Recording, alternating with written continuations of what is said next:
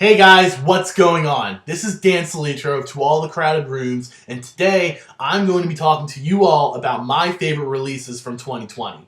Now, let's just address the elephant in the room. The elephant's actually downstairs, but I'm just going to fucking say it. This year sucked. This year sucked really hard for a lot of individuals, myself included, and obviously with COVID happening, us here at To All the Crowded Rooms and the rest of the world lost something that was extremely important to us, and that was the advent of live music and entertainment. Aside from a few major events that happened in January and February, and even in the very beginning of March, this is the first time I haven't been to a show in like a very, very long time, and it forced me into what I like to call mosh retirement. And personally, I'm losing it over here. I also had a lot of shows taken away from me as well. I was supposed to see Code Orange. I was supposed to see 156. I was supposed to see Alanis Morissette the day after my birthday. But I'm not going to harp on any of that much longer. What really kept me going here was knowing that there's going to be an interesting release happening, whether I knew about it or not. And while this year had some stuff that I was actually anticipating, there were also some really great surprises too. Now I've always took a stance on never giving an album a score like, oh, I'm giving this album like an 8 out of 10 because X, Y, and Z, because that's not what I normally do. So what I'm going to do here is I'm going to talk about a handful of albums that really left an impression on me. This list is in no particular order. There's no necessary like order, like I didn't rank it like, oh, this is number 10, number 9, number 8. Like that's not what I'm going to do here. So this list is not in any order. Let's just get right into it, guys. The first album I really want to talk to you guys about right now is Underneath by Code Orange. I had a really tough time with whether or not I wanted to include this album on the list, actually. On one hand, there were some really intense tracks like Erasure Scan, Back Inside the Glass, Cold Metal Place, and I personally thought that those were really great directions for the band. However, songs like The Easy Way were just not good tracks. I literally, as I was listening to it, I thought, fuck me, Code Orange wrote a butt rock song. And I also felt like the album was a little bloated. However, I continued to listen to this album over and over and over again to figure it out, and I came to the conclusion that this was actually just a proper continuation of their sound, and it has its own really great moments. Songs like Ottoman Carbine and Who I Am took a minute to grow on me, but I think they were extremely well-written songs, and it shows that they can pull off that Alice in Chains style grunge and Ottoman Carbine, and Who I Am really shows that they can do something like a really cool industrial track that made me think of Nine Inch Nails. So I thought that was also really well done. And in the light of the lockdowns and quarantines that COVID brought onto us, they didn't stop putting on shows. They still had that. They really nailed the whole live streaming of events, especially with In Fear of the End, Under the Skin, and Back Inside the Glass, the virtual experience. My personal favorite, actually, of those three was Under the Skin, because that was their all-acoustic show, and they made it feel like a 90s MTV Unplugged session, and I thought that was a really cool artistic direction for them, and it was also really well done. So if you want to check that out, we can drop links to that below, but let's get on to the next one. The next album I want to talk about is Nudie Mag's album, Our Milk. I knew about this band for a bit, and it actually consists of the bassist and the vocalist of Orange County hardcore outfit Twitching Tongues. And I didn't think an album like this would stick with me this much over the course of the year.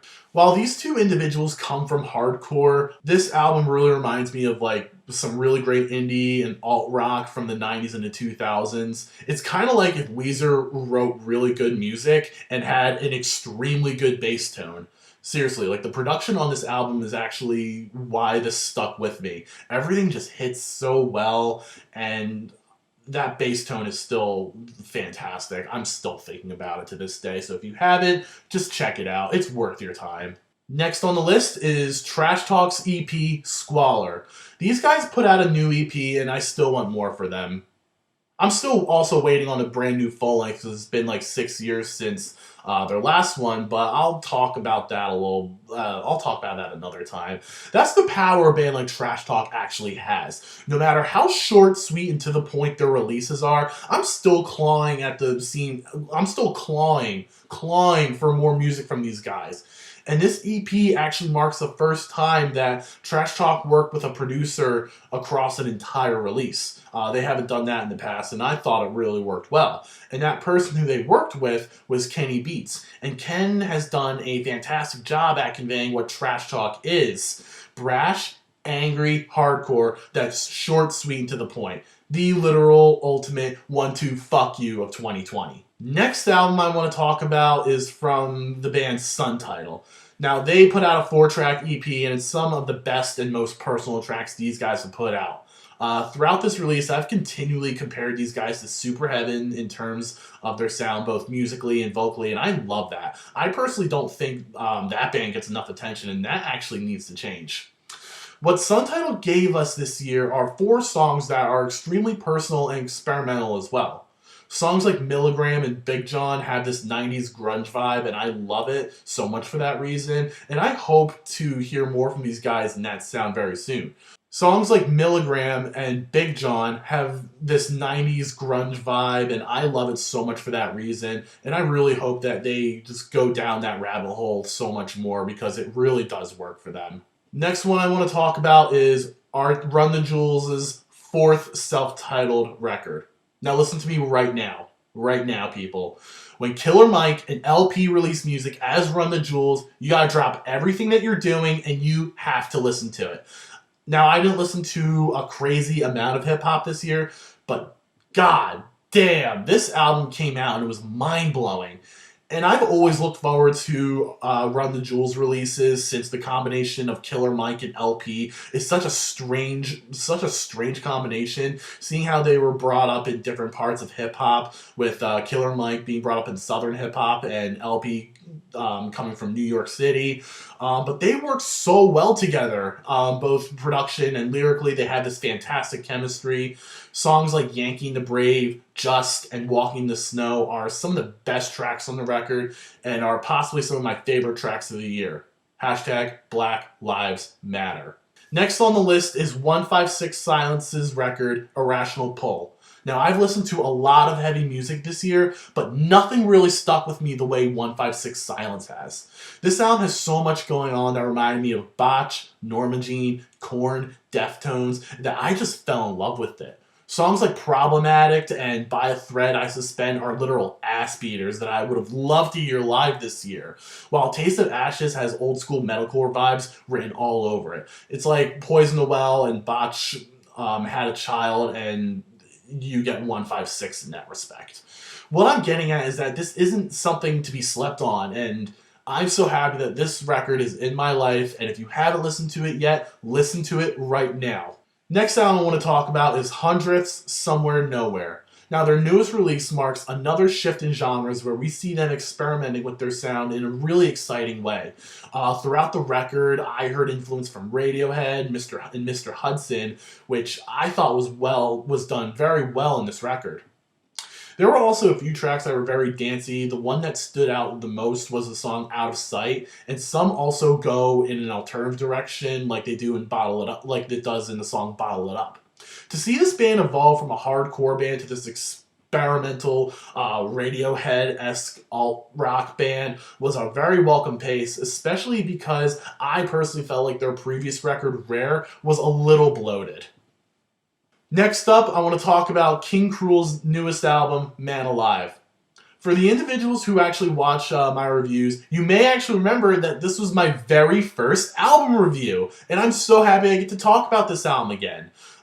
This is without a doubt Archie's most straightforward release. Instead of having like a bunch of 2-minute tracks like his previous effort, The Ooze, Archie decided to take the less is more approach, and I thought that worked really well. And there are some really great ideas in his music this year. This was definitely a dark and dreary album that reflects a lot of what's been going on this year. And for me, it will most likely be on repeat during the upcoming winter because King Cruel is like the perfect winter music, especially with all the with everything happening. The next album I want to talk about is Kid Cudi's Man on the Moon 3, The Chosen. I remember when I was a junior in high school, I couldn't walk through the halls or go home on MySpace when it was still a thing without seeing and hearing Kid Cudi literally everywhere. Ever since he dropped the first Man on the Moon back in '09, Cudi has had a very prosperous career with many solo albums that varied many different genres, and even his other project Wizard got a little bit more attention from me at some points throughout his career. However, this year he came back with Man on the Moon 3 to make this trilogy complete, and it's by far his most ethereal work. The production reminds me a lot of something that Young Lean popularized, like that cloud rap sort of thing, and I think that works very well in his favor. Kid Cudi has always had like a really cool spacey vibe to his music, and I think that it's a great way to end or continue. You gotta listen to the album to understand why. I thought it was a really great way to end or continue the Man on the Moon series. The last album I want to talk about today is Goalkeeper's Life in Slow Motion. I kept going back to this EP so much since it released that it's been in my Spotify heavy rotation for about a month. Goalkeeper refined their sound and really honed in on what makes them stand out from other bands in the scene. With some fantastic production from members of Hit the Lights and Neck Deep, fantastic instrumentation from the guys themselves, and some really energetic tracks like Graveyard and This Is Fine. These guys absolutely knocked it out of the park with this release, and I respect them so much for it. There we have it, y'all! My favorite releases from 2020. While this year has been an absolute mess with everything that's been happening, I'm honestly really grateful that we had so much great music to listen to.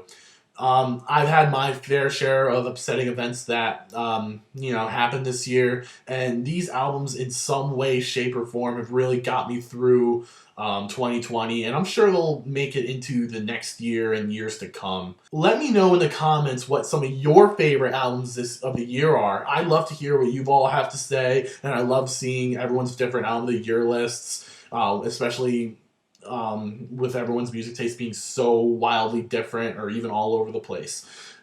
Be sure to subscribe to our YouTube channel and ring the bell. Like us on Facebook. Follow us on Instagram. This is Dan Solitro here, wishing you a very happy holiday season and also wishing you all a very happy, healthy, and loving new year.